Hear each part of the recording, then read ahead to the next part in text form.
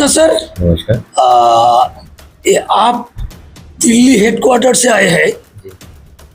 ये हम लोगों का दिल्ली हेडक्वार्टर से सचिंद्रनाथ चौधरी, उनसे हम सवाल करते हैं कि हम लोग जो सीआईबी को लेके काम करते हैं, एक्चुअली सीआईबी क्या है, इसका कहाँ कहाँ काम करते हैं, कौन कौन कौन सब्जेक्ट के ऊपर ये काम करते हैं, आप थोड़ा बता दीजिए। देखिए, सीआईबी एक सामाजिक संस्था है जो पीड़ितों को न्याय दिलाने का काम करती है।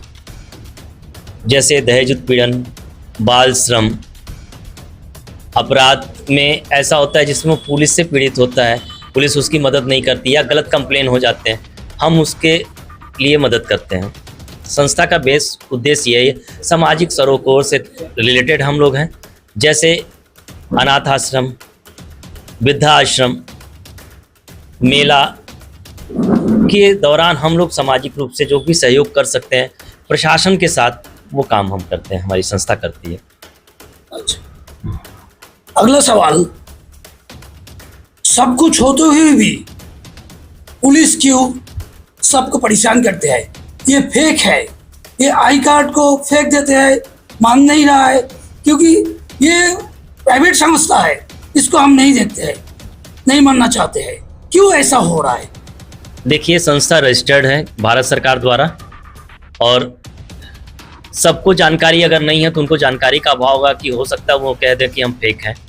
इसके लिए भी हम रास्ता निकालते हैं, हम सारे अपने सीनियर से बात करके सारे जगह लेटर इशू कराएंगे, सारे लोगों से मिलेंगे, अपनी बात रखेंगे कि संस्था का उद्देश्य क्या है, संस्था क्या करना चाहती है और इसके सदस्य क्या कर रहे हैं। तो फिर अगर उसके बाद भी दिक्कतें आती हैं तो एक बार बैठ के फिर बात करेंगे हम लोग। ओके, अभी हम बात कराएंगे वेस्ट बंगाल का सीआईबी का जो हेड है मिस्टर नारायण विश्वास, उनसे उनको कहेंगे कि आप कुछ बोले। नमस्कार, আমি নারায়ণ বিশ্বাস, CIB West Bengal ORG chief. বিভিন্ন জায়গায় বিভিন্ন যে সমস্যাগুলো হচ্ছিল, যেমন বীরভূমে বিভাস ঘোষ বলে একটা সংস্থার অ্যারেস্ট হয়েছে। অ্যারেস্ট হওয়ার পরে বিভিন্ন আমাদের পুরো দেশে, ইন্ডিয়া জুড়ে বা ওয়েস্ট বেঙ্গলে একটা তোলপাড় হয় যে ফেক সংস্থা ফেক লোগো চালিয়ে মানুষকে হয়রানি করছে, বিভিন্ন জায়গা থেকে টাকা তুলছে।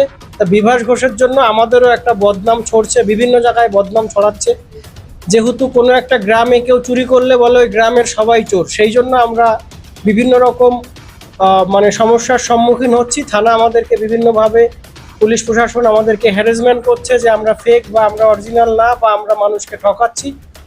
কিন্তু মূল উদ্দেশ্য হচ্ছে আমরা কাউকেই ঠকাইনি বা আমরা ফেক না, আমরা সঠিক লোক। তার প্রমাণ হচ্ছে আমরা ঠাকুরনগর যে ঠাকুর বাড়িতে হরিচাঁদ ঠাকুরের মেলা হয়, সেখানে আমরা বনগাঁর এসপিকে, ডিএমকে, এসডিপিওকে বলে আমরা বিভিন্ন জায়গায় চিঠি দিয়ে পুলিশের সঙ্গে আমরা 5 দিন পুরো সিআইবি ড্রেসে আমরা ডিউটি করেছি। তার প্রমাণ আমাদের কাছে আছে। আমরা গাইঘাটা থানা বা বনগাঁ এসডিপিও, এসডিও বা ডিএমকে চিঠি করে আমরা পুলিশের সঙ্গে ডিউটি করেছি।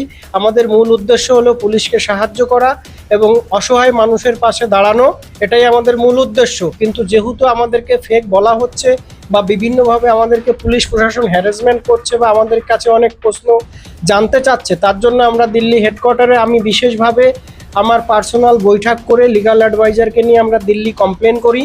কমপ্লেন করলে দিল্লি হেডকোয়ার্টার থেকে আজ 27/8/25 সাল, আজ আমাদের শচীন কুমার চৌধুরী, উনি হেডকোয়ার্টার থেকে এসেছে ইনকোয়ারি করার জন্য যে থানায় কি সমস্যা হচ্ছে, কোর্টে কি সমস্যা হচ্ছে, এসপিতে কি সমস্যা হচ্ছে, সেগুলো দেখে আমরা যাতে সঠিকভাবে কাজ করতে পারি, অসহায় মানুষের পাশে দাঁড়াতে পারি এবং পুলিশ প্রশাসনকে সাহায্য করতে পারি, এই আশা রেখে আমি আমার বক্তব্য শেষ করছি। নমস্কার।